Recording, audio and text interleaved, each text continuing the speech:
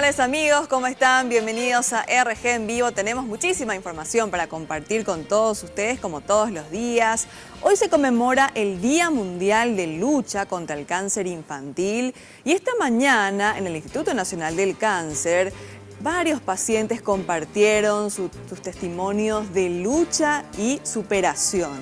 Cada año en nuestro país se registran 350 nuevos casos de cáncer infantil y este jueves se realizaron actividades conmemorativas en el Instituto Nacional del Cáncer. Hay que poner fuerza, nunca rendirse. Tengo dos nenas hermosas, que ellos son mis ganas de vivir y espero que... No tengo palabras porque estoy muy emocionada y hay que vencer el cáncer, así como estoy yo ahora. Le quiero ver a todos. Ustedes no están solos. Son unos superhéroes. Valentía, resistencia y esperanza. 3 palabras que resumen la lucha diaria de los niños y niñas con cáncer. Algunos siguen internados, pero otros con tratamiento ambulatorio. Los padres permanecen junto a ellos en todo momento. El cáncer infantil es curable si se detecta de forma temprana. Comenzó con un dolorcito en el costado, todo rápido se hinchó, todo le trajimos, todo fue rápido mediante que le trajimos, nos afectó a otro lado, todo en un ratito pasó todo.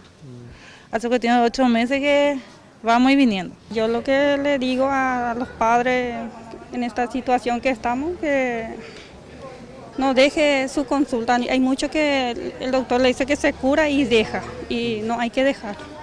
Es una lucha que... Él, por ejemplo, 5 años tiene que ir 6 meses. El director del INCAN, Julio Rolón, sostiene que en este lugar la tristeza se vuelve fortaleza. Dijo que si la familia está fuerte anímicamente, sus hijos tendrán más posibilidades de sanar.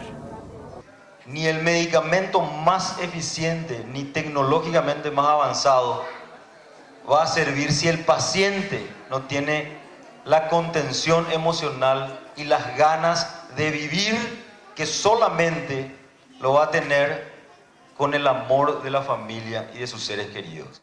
Entrando en el ámbito de la pediatría, cuando nos enteramos que un niño tiene cáncer, la tristeza que en principio nos invade se convierte inmediatamente en una fuerza que nos hace preocuparnos exageradamente, porque así tiene que ser. Pidió al próximo gobierno que aumente el presupuesto para el hospital a $50 millones anuales.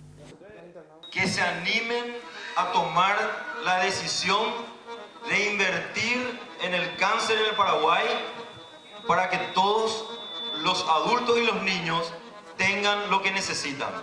Que se animen a firmar documentos donde se comprometen a impulsar políticas del cáncer que alcancen a todos los habitantes de esta tierra. Faltan todavía algunos detalles para ir mejorando y llegar al 100%, pero definitivamente nosotros estamos por el buen camino. De hecho tenemos el 100% de las drogas que se necesitan. La única falta no se encuentra en el país, por lo tanto no la podemos incorporar dentro del listado básico. Y estamos trabajando articuladamente con el Hospital de Clínicas, con el Hospital La Costañú, con el IPS, de manera a construir una red que trate al cáncer infantil de la mejor manera posible, porque aumentamos la inversión en medicamentos de $1 millón a $8.5 millones en 3 años. Un promedio de 50 nuevos casos de cáncer infantil se detectan al año en el INCAN. Leucemia aguda, linfoma no Hodgkin y tumor del sistema nervioso central encabezan los casos más frecuentes. Entre los síntomas de alerta figuran sangrado nasal, puntos rojos en la piel, aparición de mancha blanca en el ojo, aumento de volumen en alguna parte del cuerpo como brazos, piernas, tobillos y abdomen. Asimismo, presentan dolor abdominal en las articulaciones y huesos.